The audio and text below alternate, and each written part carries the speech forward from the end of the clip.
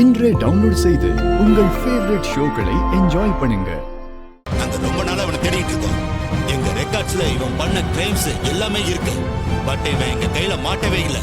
இவனை பத்தின எந்த எவிடன்ஸ் எங்களுக்கு கிடைக்காதனாலதான் இவன் எங்க கிட்ட மாட்டவே இல்லை.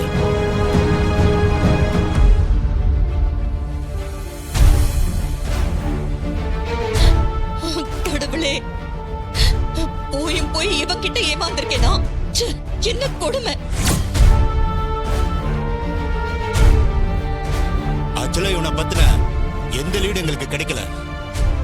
ஆனா சரியான நேரத்துல கார்த்தி சார் தான் இவனை பத்தின எல்லா ஆதாரத்தையும் திரட்டி எங்களுக்கு ஹெல்ப் பண்ணாரு. கார்த்தி சார் மட்டும் இல்லைன்னா இப்பவும் இவன் சிக்கிருக்க மாட்டான். டேய், ஏன் வீட்டுல இருந்துட்டு இவ்ளோ வேலையை செஞ்சிருக்கியா? இவன் ரொம்ப மோசமான ஆளு மேடம். இந்த பொண்ணை கார் ஏத்தி கொல்ல பார்த்ததே இவன் தான். ஏன் மேடம், சொந்த பொண்ணுக்கு கல்யாணம் பண்ணும்போது மாப்பிள்ளை யாரு என்னன்னு விசாரிக்க மாட்டீங்களா? படிச்ச நீங்களே இப்படி ஒரு கிரிமினல் நம்பி ஏமாந்து நிக்கிறீங்களே. இல்லத்த, நான் என்ன சொல்ல வரேன்னா,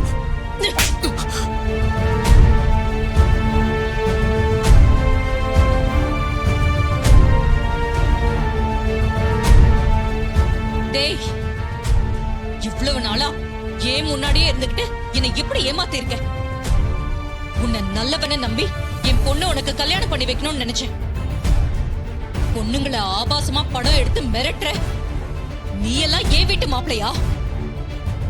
நல்ல வேளை இந்த கல்யாணம் நடக்கல. அதுக்குதான் அத்த சகல தவியா தவிச்சாரு. ஆனா நீங்க எதையுமே காதுல வாங்கலையே. நீங்க பண்றதா சரின்னு இருந்தீங்க. இன்ஸ்பெக்டர், இந்த ராஸ்கலை இழுத்துட்டு போங்க. இவனை பார்க்க கோவத்துல நானே இவனை ஏதோ பண்ணிடுவேணும்னு தோணுது. இந்த மாதிரி ஆளுங்கெல்லாம் உயிரோடவே இருக்க கூடாது.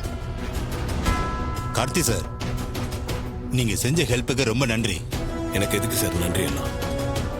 நம்ம கண்ணு முன்னாடி ஒரு தப்பு நடக்குது. அதை எப்படி சார் பார்த்து சும்மா இருக்க முடியும்? என்னால முடிஞ்சதை நான் செஞ்சேன். இதையே சார் பெருசா பேசிக்கிட்டு. இல்ல கார்த்தி சார், இவன் எல்லாத்துக்கும் துணிஞ்சவன். இவனை பிடிக்கிற அட்டம்ப்ட்ல உங்க உயிரையே நீங்க பணைய வச்சிருக்கீங்க. இது ரொம்ப பெரிய விஷயம். எப்படி சார் அந்த தைரியம் வந்துச்சு உங்களுக்கு? நம்ம நேசிக்கிறவங்களுக்கு ஒண்ணுன்னா நம்ம எப்படி சார் பார்த்து சும்மா இருக்க முடியும்?